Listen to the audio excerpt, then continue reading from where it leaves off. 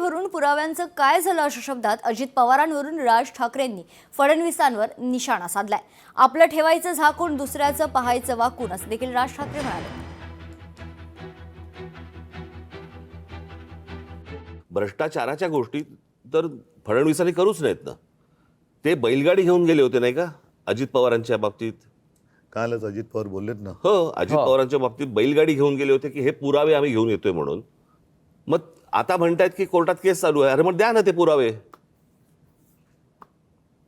कसं आहे, आपलं ठेवायचं झाकून दुसऱ्याचं बघायचं वाकून या लेवलला आता ते आलेत। तुमच्याकडे काय चालू आहे ते एकदा बघा।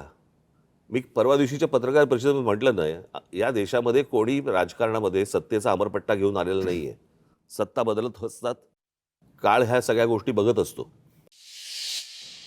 50 खोके हा विनोदाचा भाग नाही असं महत्त्वाचं विधान राज ठाकरेंनी केले। 50 खोके म्हणजे 50 कोटी रुपये झाले, म्हणजेच 40 आमदार म्हणजे 2000 रुपये कोटी झाले असं देखील राज ठाकरे म्हणतात। हे पैसे कुठून आले, कसे आले असा सवाल देखील राज ठाकरेंनी यावेळी उपस्थित केला।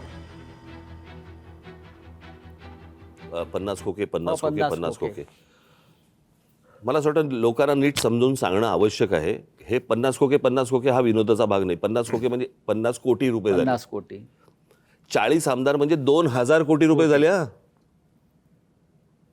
म्हणजे 40 आमदारांचे 2000 कोटी हे कुठून आले, कसे आले?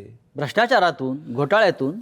बरोबर की नाही? म्हणजे बँकेतनं लोन तर थोडं नव्हतं ना घेतलं, त्याच्यामुळे कुठच्या भ्रष्टाचाराबद्दल कोणी काय बोलावं? उमेदवारांना माघार घ्यायला भाग पाडलं जाते। बिनविरोध निवडणुकीवरून उद्धव ठाकरेंनी ही टीका केली आहे। पुढे नगराध्यक्ष आणि महापौर उचलून घेऊन जातील असं देखील ते म्हणाले।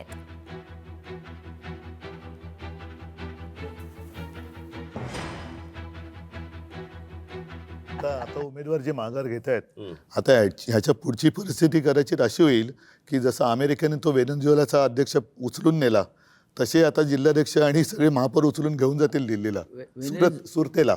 जसं आपले मंत्री यांनी उचलून सुरत आणि गुवाहाटीला नेले, ट्रम्पने तेच केलंय।